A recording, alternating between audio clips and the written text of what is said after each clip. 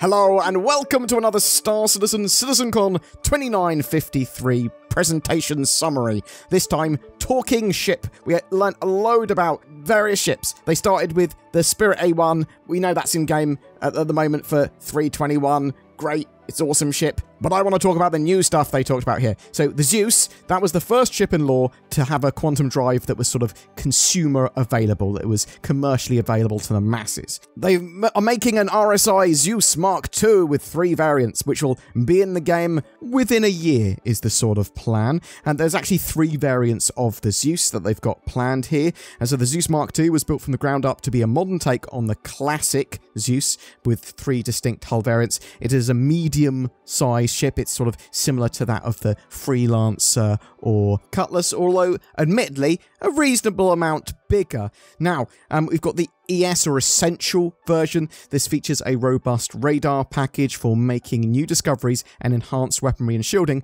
to help bring them back home. It's the Explorer variant, but it's also very good at multi-role and mission running. It has 32 SCU of cargo. It's and they've all got room for 3 crew. They sort of work well with 3 crew. This has got 4 size 2 shields, so it's incredibly tanky. Weapon-wise, it looks like it's got 2 size 4s controlled by the pilot, as well as a selection of missiles. It's also got a remote turret with 2 size 3 weapons. Now, this is actually quite a lot of firepower and tons of shields for a ship. Another variant of the ship, we've got the MR, the Mark. This is the bounty hunting variant. This features an EMP device and quantum dampener to help neutral hostile forces. How does this differ from the other Zeus? Well, it's got 1 less shield, which is strange, but I suppose it has to make concessions somewhere. It's got an extra turret, remote turret.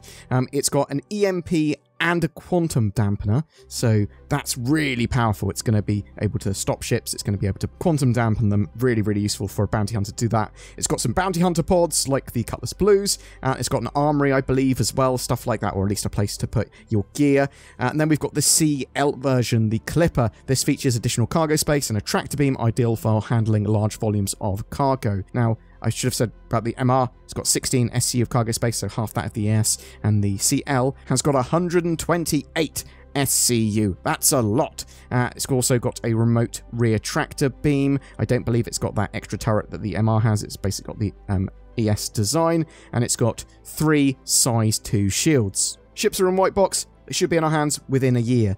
Now, they also talked about another ship, the Cutter.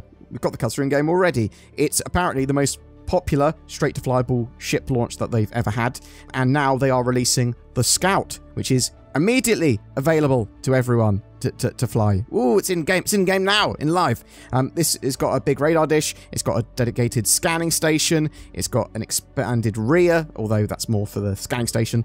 It's only got 2 SCU of cargo space, so it drops some of the cargo that the normal Cutter variant has, and it's got a size 2 radar, size 2 power plant, and size 2 cooler. The other variant of the Cutter will be in our hands in the not too distant future, probably going to be released or shown off at the Intergalactic Aerospace Expo. They also had the future of scanning being talked about, so we'll be able to do quick scans, which don't raise your profile much, and they increase your scan range a little bit. It cuts through some interference. It gives you a bit of extra scanning information, very useful without giving yourself away. And then you can do a charge scan if you want, if you need a longer range or a more powerful scan. Now this increases its range to quantum boost range, which is going to be not huge range, but quite a large range. This lights you up though and allows you to deploy a beacon to anything that you've detected. You'll get a more sort of detailed information set on things that have been scanned like this to help you try and work out what is in that area, because obviously you don't want to jump in entirely blind. You'll have some idea of what's there, but maybe you won't. Maybe there's interference. There's lots of other stuff that can be going on. They talked about the backlog of unreleased ships, and they showed a big section of released ships and unreleased ships and ships that are being released in 2023. It's quite impressive. There's actually not too many more ships for them to do. They've released loads. There's a load that they're bringing out in 2023. It did include ships that we don't know about or are for Squadron 42 or things that they can't show us, so bear that in mind. Turbulent are also working on various ships now as well. Turbulent Montreal team were pretty small to start with, but now they are at a good size. They've just finished the Scout, and the Zeus Mark II is being developed by them as well, and they are working on other ships now too. There are 28 dedicated vehicle artists at CIG now working on ships. So they're working on ships, they're working on vehicles. This is twice the amount that they had at the end of 2022, and they acknowledge the fact that they had a bit of an exodus at some of their senior vehicle art team. They showed an update on the Banu Merchantman and where they got to the end of 2022 before they had to pause its development and prioritize the RSI ships with the chain of the Polaris, Galaxy, and then the Perseus. They confirmed that it was going to be in that order they do the RSI ships. The ship is absolutely massive, that Banu Merchantman. Some of its interior is further than just grey box. It needs a lot of work still, though. It's going to be a while. Exterior was looking pretty cool as well, but yeah, it will be in the future that they work on that again. They talked a bit about Squadron 42 vehicles. They said the Idris M, P, and K will all come together in the persistent universe with Squadron 42's launch. So they're all going to come as a big package all at the same time. Bam! The Javelin. Owners of the Javelin are going to have to wait until after Squadron 42's launch before they have it in their hands. Don't know how long after. And Vandal ship owners will get the updated versions of their Vandal ships for the Glaive and the Scythe, for example, once Squadron 42 has released as well. We will be getting an update on the RSI mining ship at the Intergalactic Aerospace Expo. This is the sort of one that's in between the size of an Orion, which is massive, and a Mole, which is a lot smaller, but still not small. There is a ton of ships that Cloud Imperium plan to get in our hands within the next 12 months. And they showed a load off, some of which I don't know what they are. They're just interesting ones, but the ones I did recognize were the X1. They showed various others. There was assumedly a Redeemer there, or something very similar to a Redeemer. That could be the other variants of the Redeemer. And they also showed the Polaris. The Polaris, that's ploughing through its development, and they showed where the ship was currently. This is a powerful torpedo corvette with a hangar, so it can release a ship, and they showed it in combat with an Idris, and the Idris was unable to deal with its big torpedo volley that it shot into its sort of top. This is not necessarily an indicator of what would happen if they did actually fight properly. Boom! That's your updates from the Talking Ship panel.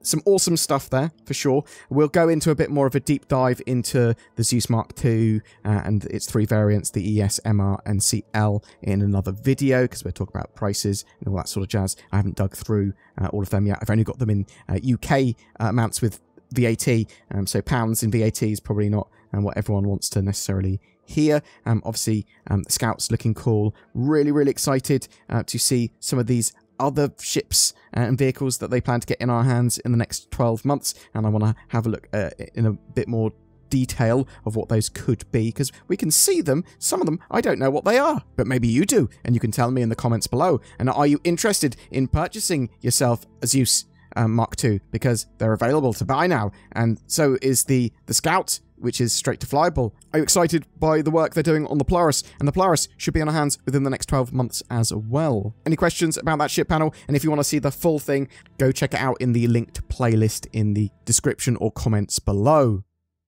Do you like using your eye holes for extra immersion in Star Citizen and help aim and do some cool stuff? Well, you can with Tobii Eye Tracker 5, which is on sale at the moment. This gives you native high-precision head and eye tracking in Star Citizen. Very cool for general immersion, for combat both in ship or on foot. They are absolutely fantastic pieces of kit, and both Zin and I have one. Use the links below to grab one for 15% off or to find out more.